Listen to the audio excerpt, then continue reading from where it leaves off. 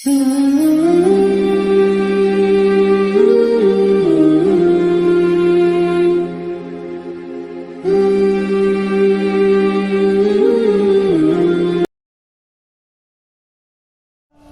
kita nampak raut wajah orang yang tenang cerah, maka ketenangan bukan pada wajahnya. Bila nampak orang melangkahkan kaki dengan tenang penuh wibawa, maka ketenangan bukan pada kakinya. Bila tampak ayunan tangannya tak tergesa-gesa, maka bahagia bukan pada tangannya. Di mana letak bahagia itu? Ala fil jasadi mudghah. Ketahuilah dalam jasad ada segumpal, ada sekepal, ada sesuap. Idza salahat salahal jasadu kulluh. Kalau yang segumpal itu baik, maka yang lain ikut menjadi baik. Wa idza fasadat fasadal jasadu kulluh. Kalau yang segumpal itu rusak, maka dia pun ikut menjadi rusak. Yang segumpal itulah yang mengendalikan mata, telinga, tangan, kaki. Yang segumpal itulah tempat rindu, benci, marah, ridha, ikhlas, fasik, hasad, kufur. Di sanalah bersemayam rindu dan benci. Maka jangan terlampau benci. Habib habibaka haunamma. Kalau kau sayang, sayanglah secukupnya sahaja. Karena boleh jadi hari ini kau sayang, besok berubah menjadi kebencian. Kalau kau benci, bencilah secukupnya sahaja. Boleh jadi esok pagi dia menjadi orang yang tersayang. Berapa banyak puan-puan berkata, siapa itu? Itulah orang yang dulu paling aku benci. Tapi hari ini masih ada juga benci, tapi tak banyak. Oleh sebab itu maka dijaga dia. Yauma la yanfa'u malun. Hari itu tak ada guna harta, wala banun, tak ada guna anak, illa man atallah, kecuali orang yang datang menghadap Allah biqalbin salim, dengan hati yang salim. Qaf lam ba, qallaba, berbolak-balik.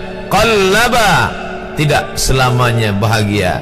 Kadang pagi hati tenang, petang datang dia pun susah. Kadang pagi hati lapang, petang tiba dia pun gundah. Maka apa yang dapat menolong? Ala bizikrillah, ketahuilah dengan banyak menyebut mengingat Allah, tatma'innul qulub, maka hati akan menjadi lapang. Qalbul mu'min baina asabi'ir rahman, hati orang beriman berada di antara jari jemari kuasa Rahman. Kalau dia hendak, dia balikkan yang senang menjadi susah. Kalau dia berkehendak yang susah, dia balik menjadi lapang. Berapa banyak orang yang tampaknya mungkin kita kata dia susah, tapi dia masih boleh tersenyum. Sebaliknya orang yang menurut pandangan zahir kita cukup segala, makan, pakai, tapi tampaknya kesenangan tak pernah singgah. Apa sebab? Kerana hati milik Allah. Dia ada dalam diri kita, tapi dia bukan punya kita. Lillahi ma fis samawati wa ma fil ard. Apa di langit, apa di bumi, milik Allah. Balikkan kepada Allah. Dari Allah, balik kepada Allah. Senang mengucapkannya, payah mengamalkannya, lebih sulit memasukkannya ke dalam hati. Oleh sebab itu maka apa cara supaya hati menjadi lapang? Yang pertama, iman. Mesti ada iman. Percaya bahawa dia ada walaupun tak tampak oleh mata. Dulu ada seorang filosof, dia berkata bahawa aku percaya dia ada bila boleh tampak oleh mata, disentuh tangan, didengar telinga. Tapi bila tidak dapat ditengok mata, dipandang mata, didengar telinga, disentuh tangan, maka dia tidak ada. Inilah orang-orang yang berfaham wujudiyah. Wujud ada, mikrofon ada, mimbar ada, orang ada, kerana aku boleh menatap dengan mata, mendengar suara dengan telinga, bersapa tangan dengan alat yang diciptakan Allah Subhanahu wa ta'ala.